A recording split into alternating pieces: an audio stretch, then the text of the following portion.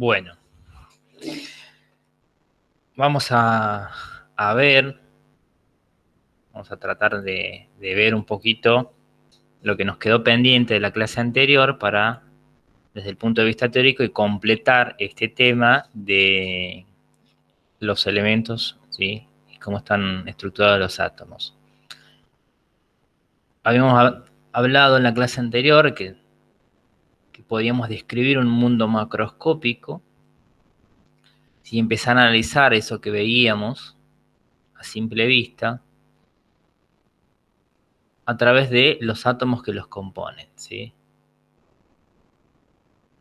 Habíamos visto en la clase anterior también que Dalton fue uno de los investigadores que reunió cierta información y estableció ciertos principios de la teoría atómica de la materia, ¿sí? Habíamos dicho que la materia estaba formada por átomos, cada elemento que se compone de partículas muy pequeñas llamadas átomos, que los átomos de un elemento son únicos y que entre ellos difieren hasta en sus masas, que los átomos no se crean ni se destruyen y que se combinan en proporciones definidas entre números enteros.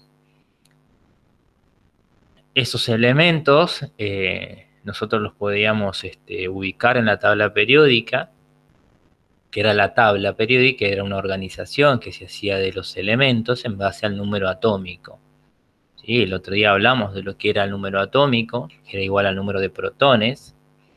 También hablamos del número másico, hablamos de cómo calcular neutrones y que hablamos de la carga eléctrica, hablamos que los átomos en la tabla periódica son neutros, pero sin embargo algunos pueden perder electrones o ganar electrones y en base a eso adquirir una carga que se coloca del lado derecho superior. Todo eso vimos en la clase anterior, ¿sí? Y acá tenemos un resumen, hablamos del átomo que tenía dos áreas, un área nuclear en el centro, el núcleo, que tenía la mayor masa, pero ocupaba un menor volumen, entonces hacía que la densidad sea muy baja, muy alta, perdón, acá. Y en ese núcleo estaban protones y neutrones, y en esa zona externa, extranuclear, que ocupaba un gran volumen, y estaban los electrones que tenían muy poca masa, hacía que tenga muy baja densidad. Todo eso vimos en la clase anterior, pero nos quedó pendiente hablar un poco de los electrones, esos electrones que están en esa nube externa. ¿Qué sucede con esos electrones? ¿Cómo están organizados esos electrones? ¿Sí? ¿Qué sabemos hasta ahora de los electrones? Dijimos que tienen muy poca masa y se mueven en esa gran área extranuclear y se ubican ahí. Pero ¿cómo se ubican? ¿Están ordenados? ¿No están ordenados? ¿Sí? El electrón, por tener muy poca masa, ¿sí? Es una partícula, tiene una masa, aunque es muy pequeña, pero al tener esa tan baja masa se comporta como una onda. ¿Y qué es una onda?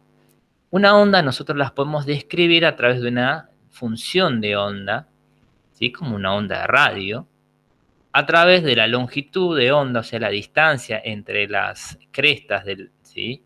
O la amplitud como la altura, ¿sí? Por ejemplo, en este caso. Hay otras ondas, ¿sí? Hay ondas que, por ejemplo, tienen una longitud de onda de 1 metro, por ejemplo, que son las ondas de radio, de televisión, o ondas muy pequeñas, ¿sí? Por ejemplo, 10 a la menos 9 son los nanómetros, la luz ultravioleta visible, ¿sí? O sea que el electrón se comporta como una onda y también como una partícula. Debido a este comportamiento ondulatorio que tiene el electrón, ¿sí? No podemos saber su posición definida precisamente. O sea, está el electrón alrededor del núcleo, moviéndose constantemente y no podemos describir su posición definida en un lugar, ¿sí?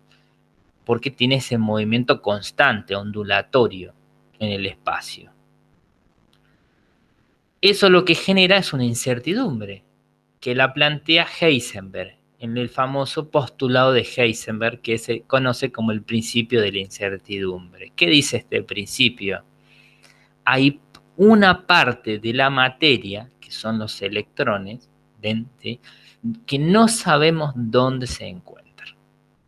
Es como decir, yo tengo un lápiz, sé que, o tengo esta fibra, sé dónde está, pero adentro de esta fibra, en los átomos que los conforman, los electrones se mueven ondulatoriamente y no puedo saber dónde está ese electrón. Ese es el principio de incertidumbre, ¿sí? Ese principio de incertidumbre es toda una área, ¿sí?, de la química que no vamos a trabajar, pero sí vamos a hablar un poco de probabilidad, ¿sí? Es decir, ¿dónde está? Es como decís, la rutina de uno. Si yo voy de mi casa al colegio y al gimnasio, por ejemplo, o a comprar, y alguien me pregunta, ¿sí, dónde está? Y no sé, debe andar por ahí. Es probable que esté en la verdulería, es probable que a esta hora esté en el colegio, ¿sí? Entonces, uno habla de probabilidad. Cuando no tiene certeza, uno puede hablar de probabilidad. Entonces, acá se aplica eso, ¿sí? ¿Dónde está el electrón? Y no sabemos, pero hay una probabilidad que esté en cierta zona, en cierta área alrededor del núcleo, ¿sí? Bien, entonces vamos a tratar de responder a esta pregunta. ¿Cómo están esos electrones que tienen muy poca masa, que tienen un movimiento ondulatorio, que no sé dónde está fijamente, pero sé más o menos por qué región va a andar, entonces sé una probabilidad que esté en tal lugar? Y ahora, ¿cómo lo armamos? ¿Dónde están?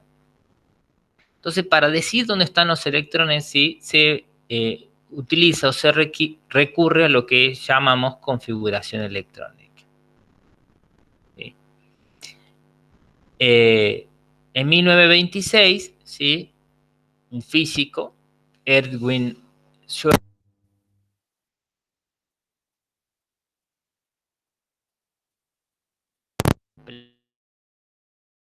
la parte de la química, la mecánica, funciones matemáticas de onda, ecuaciones matemáticas para decir dónde está el electrón, ¿sí?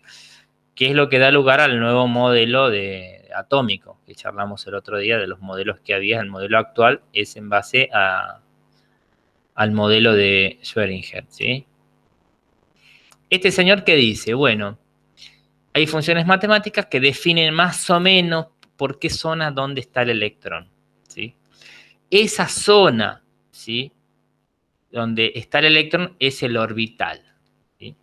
Es un orbital. El orbital se define como la región en el espacio donde existe la mayor probabilidad de encontrar un electrón, ¿sí? Y este señor plantea una ecuación matemática para describir matemáticamente esa región donde está, ¿sí? Donde haya más electrones, va a haber mayor densidad de electrones, ¿sí? Es otra forma de hablar de la probabilidad, ¿sí?, de dónde están. Hay mayor densidad de electrónica, es decir, en esa región hay más electrones o es mayor probabilidad de encontrar ese electrón.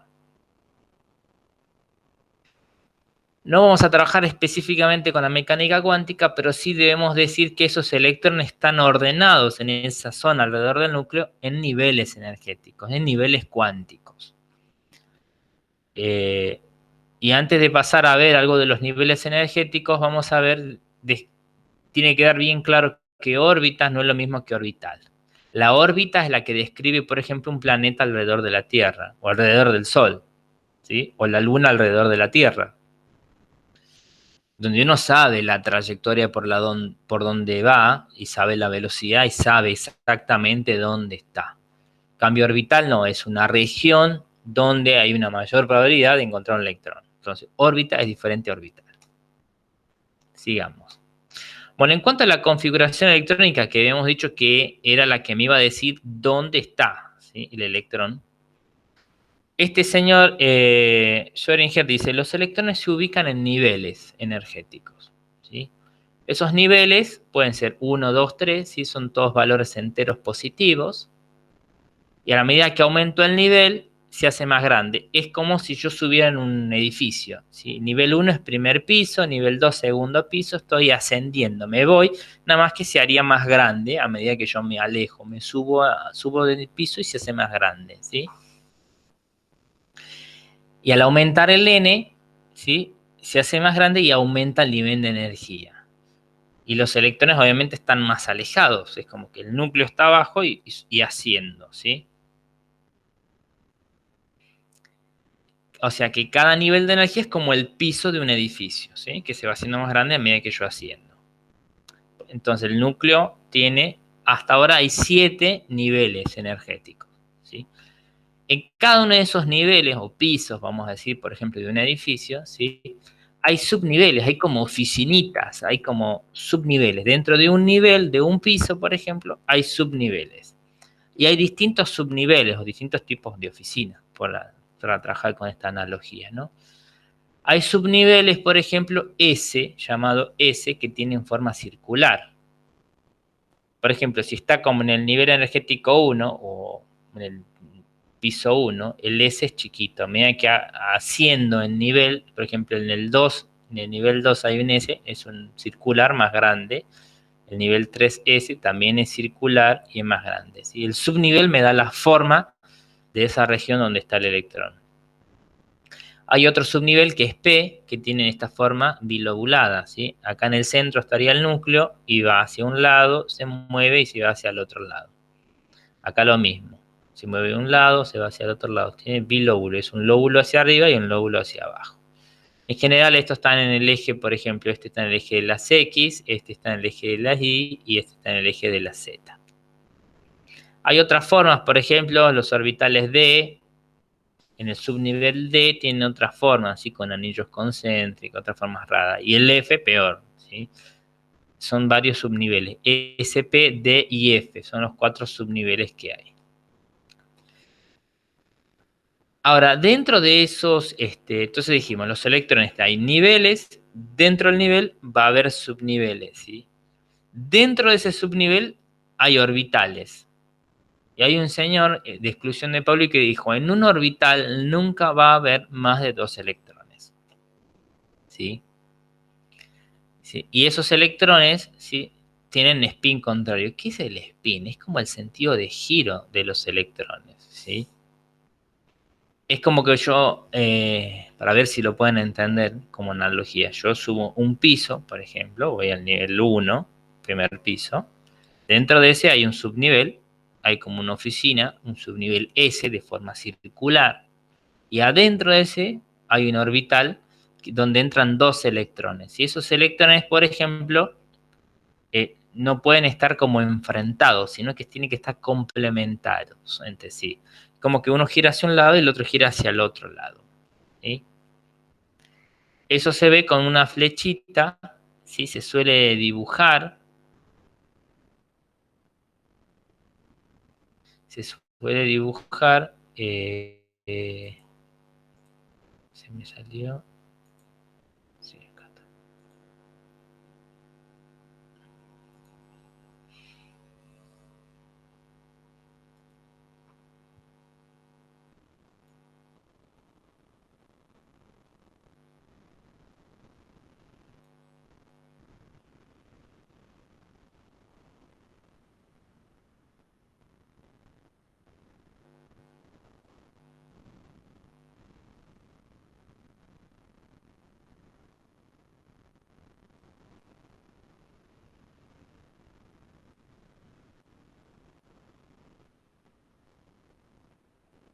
Ahí, entonces dijimos, en cada orbital solo pueden albergar a 2 electrones de espines contrarias, como que uno está enfrentado al otro. Un orbital, un electrón se mueve, gira en este sentido y el otro gira en sentido contrario. Entonces complementa. Que se suele colocar con un símbolo, así como si fuera una flecha partida. Entonces acá tenemos una descripción, por ejemplo, en el nivel 1 tiene un subnivel S. La forma espacial es circular, dijimos, porque el S subnivel era circular.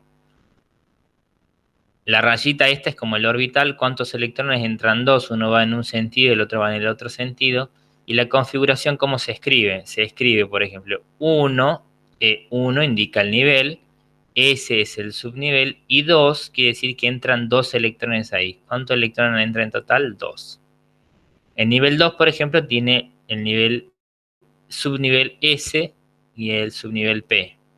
En el S, eso es circular, entran 2 y se pone 2s2. ¿Cuántos electrones hay ahí? 2. Los P, en el subnivel P, en realidad son 3 orbitales X y Z, cada uno entran 2 electrones, como dijimos, entonces en total habría 2, 4, 6.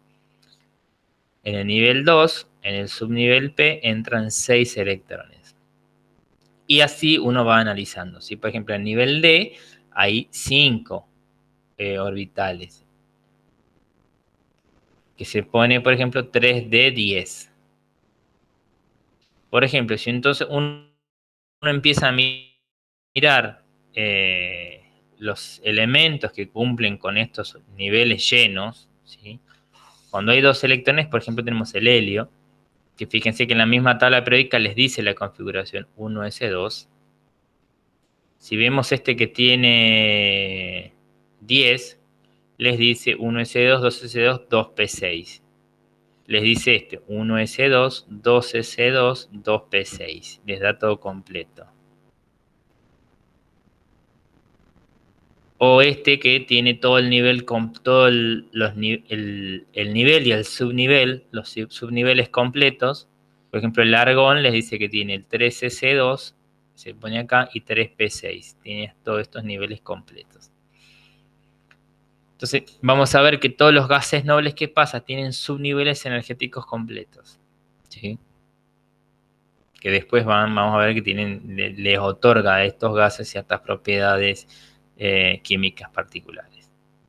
Entonces, ¿qué vamos a decir? ¿Qué es la configuración electrónica? Entonces, la forma en la que los electrones se distribuyen en niveles y subniveles. ¿Dónde la saco la configuración electrónica? De la tabla periódica. No hay que saber nada de memoria, solo ir a buscar e interpretar lo que la tabla me dice.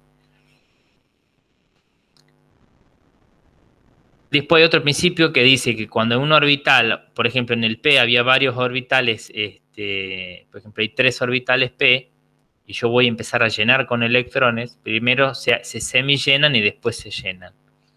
Que uno lo puede poner así como cajitas, es otra forma, ¿sí? Un diagrama de orbitales. Cada orbital es una cajita. ¿Qué dijimos? En cada cajita entran 2, en cada orbital 2 electrones. Entonces, por ejemplo, el litio tiene 3 electrones. Yo hago el diagrama de orbitales, digo el 1s, 2s, el 2p, que en el p había 3, entonces hay 3 cajitas, el 3s hay una cajita. Si empiezo a asignar estos 3, ¿qué hago? Voy al nivel 1, lleno el nivel 1, me paso al nivel 2, semilleno, no me alcanza más, ya gasté 1, 2, 3, gasté los 3. Me voy al nivel, por ejemplo, voy al berilio, 4 electrones, ¿qué hago? Lleno el primer nivel con 2, lleno el segundo nivel con 2 y no me alcanza más, ya gasté los 4. Ahora, por ejemplo, si voy al carbono, 6 electrones, ¿qué hago? Lleno el nivel 1 y en el subnivel S, lleno el nivel 2S, ahí gasté 4 y me quedan 2. Entonces, semilleno y semilleno. No puedo poner los dos acá completos. Es lo que dice acá el principio de multiplicidad de Hahn. Cuando se tienen electrones en un mismo nivel de energía, por ejemplo el nivel 2p, los electrones siempre van a colocarse de forma que tengan espines paralelos. Es decir, en orbitales diferentes. Esto es como decir esto. En cada orbital entran, como dijimos, en cada piso hay subniveles o hay oficinas. En cada oficina hay escritorios, por ejemplo, así dobles. En cada escritorio dobles entran 2. ¿Sí? Si van en un nivel, se llenan los 2. Pero si hay así emparentados, ¿qué hace? Se semillena, se semillena, se semillena y se semillena. Después recién se empieza a completar si hubiera más. Ahora, en base a esta configuración electrónica, en la tabla periódica nosotros podemos encontrar grupos importantes de elementos. Por ejemplo, el grupo 1 y el grupo 2, fíjense que todos tienen el subnivel S con algún electrón. Y los grupos que están acá, ¿sí? Al final, acá, 18, 17, 16, 15, 14 y 13, todos tienen los subnivel P con algún electrón. Entonces, todos estos que están acá, del 13 al 18 y el grupo 1 y 2, van a ser elementos representativos. Los que están acá en el medio, ¿sí? Del grupo 3 al 12, son los que llamamos elementos de transición, que tienen los subniveles D con algún electrón. Y el grupo estos que están abajo, que son lantánidos y actínidos, tienen seguro algún electrón en el subnivel F. Después vamos a ver qué propiedades les da esa característica. Entonces vamos a decir elementos representativos 1 y 2, grupo 1 y 2, 13, 14, 15, 16, 17 y 18. Elementos de transición del 3 al 12 y bloque F, lo que están abajo, lantánidos y antínidos, que son los elementos de transición interna. Acá dice un poquito más de esa explicación. Ahora, si empezamos a analizar la configuración electrónica, o sea, qué datos vamos a extraer de esos elementos. Por ejemplo, yo voy a la familia esta de compuestos que llamamos los halógenos, que habíamos dicho que era el grupo antepenúltimo, antes de llegar a ser gas noble, los halógenos. Por ejemplo, y aparece flúor, cloro, bromo y yodo. ¿Sí? Tiene, por ejemplo, 9 electrones y yo voy a la tabla periódica y me aparece acá, fíjense, si busco yodo, me aparece 53 y me aparece entre corchetes, dice Krypton 36 y después me dice 5S2, 4D10, 5P5. ¿Qué es eso? ¿Sí? Lo que está en corchete lo único que hace es abreviar, para no poner toda la configuración grande, lo que hace dice, tiene lo que tiene el Krypton y además de lo que tiene él, tiene esto. Todo lo que está entre corchetes, ¿sí? Es lo que vamos a llamar electrones internos. Entonces, vamos a decir, el yodo tiene 53 de número atómico, o sea, tiene 53 protones, o sea, también tiene 53 electrones. De esos, ¿cómo se distribuyen esos 53 electrones? 36 se distribuyen igual que el Krypton. Son electrones internos. Y el resto, ¿sí? Acá hay 2 electrones en el nivel 5, en el subnivel S, hay 10 electrones en el subnivel D del nivel 4 y hay 5 electrones en el subnivel P en el nivel 5. 10 y 5, 15 y 2, 17. 17 más 36 son los 53. Me está diciendo el nivel y el subnivel dónde se ubican. ¿Qué es importante saber de esto? Que estos que están entre corchetes son los electrones internos. Los que están afuera del corchete, cuando yo saque la información de la tabla periódica, son los que vamos a llamar electrones de valencia o electrones externos. Son los más alejados del núcleo, son los que tienen más energía y son los que van a participar en los enlaces con otros átomos. Por eso son importantes. ¿Sí? Y dentro de estos electrones de valencia, de los que están afuera del corchete, del llamado kernel también, o corazón, le dicen otros, ¿sí? El corchete es el kernel o corazón, ¿sí? Es una forma simplificada. Dentro de los que están afuera de estos son los electrones de valencia. Dentro de estos electrones de valencia, los que participan en los enlaces son los P, los que están en los subniveles P y S. ¿Sí? Bien, vamos un poquito más atrás. Entonces acá, si por ejemplo yo analizo los halógenos, habíamos dicho, analizo por ejemplo el flúor, tiene 9, me fijo y me aparece el corazón o corchete, me dice, tiene lo que tiene el helio, o sea, el helio tenía 2, y por fuera me queda 2S2, 2P5. Para llenar el nivel 5, ¿cuánto me falta? El subnivel P me falta, habíamos dicho que el nivel P, ¿con cuánto se llenaba? El nivel P se llenaba con 6, fíjense acá, 2, 4, 6. El subnivel P se llena con 6. El nivel S se llena con 2 y el nivel D se llena con 10. Lo que intentan los átomos es llenar todos los niveles y subniveles para que esté estable. ¿Sí? Si hay algún lugar vacío o que está incompleto, el átomo va a tender a enlazarse a otro elemento para completar esos niveles energéticos. ¿Sí? Y dándole esas propiedades químicas de reactividad, de unión a otro elemento. Vamos acá. Dijimos el flúor tiene 9, tiene lo del helio, y por fuera tengo el nivel 2S lleno, porque en el S entraban 2. En el nivel 2, en el subnivel P, hay 5. Para llenarlo falta un electrón. O sea, para parecerse al gas noble más cercano le falta 1. El cloro pasa lo mismo, tiene 17 electrones, tiene lo del neón. El nivel 3S2 tiene 2, el nivel 3P tiene 5. Para llenar el P me falta 1. Entonces, todos los halógenos, ¿qué sucede? Siempre les falta un electrón. Entonces, es más fácil que va a ganar, arrancarle a otro átomo ese electrón para llenar su nivel. Falta muy poquito para llenar todo. Esa es una característica de los halógenos.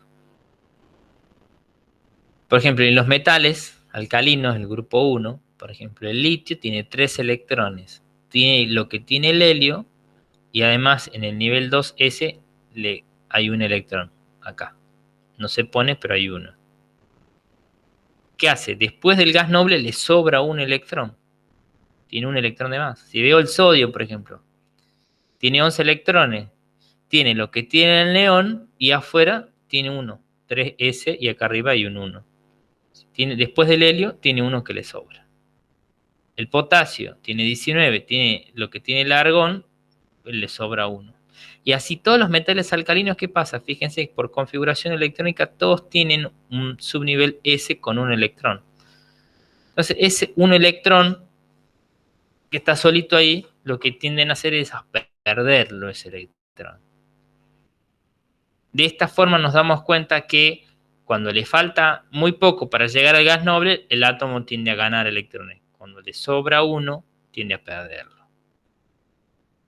De esta manera vemos que la configuración electrónica me permite explicar propiedades químicas de los elementos. De esta forma, por ejemplo, los del grupo 1 que dijimos que le sobraba un elemento, siempre tienden a formar iones, a aparecer una carga positiva, a perder un elemento. Los del grupo 2, los metales alcalinos térreos, tienen 2 electrones en el subnivel S que también tienden a perder, esos 2 que están de más, diríamos, del gas noble anterior. Y acá, por ejemplo, el flúor, el cloro, el bromo, que eran los halógenos, están a un electrón de llegar a tener la configuración estable, llena, como tienen los gases nobles. Entonces lo que hace es tratar siempre de ganar un electrón para llegar a parecerse a ese gas noble.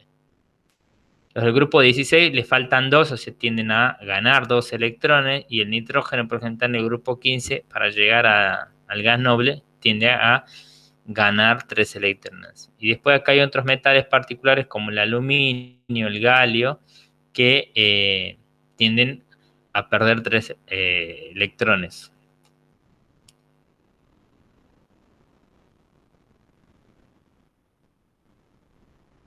Bien, esto ya lo vimos. Después yo les voy a subir un apunte de estructura de Lewis. Entonces, ¿cómo hago la estructura de Lewis? La estructura de Lewis es ver la configuración electrónica del átomo, ver cuáles son los electrones de valencia, y dentro de estos de valencia seleccionar los que están en el subnivel P y S y se grafican. ¿Cómo se grafican estos electrones?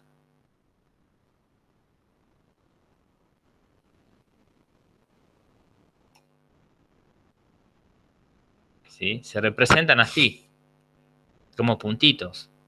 ¿Sí?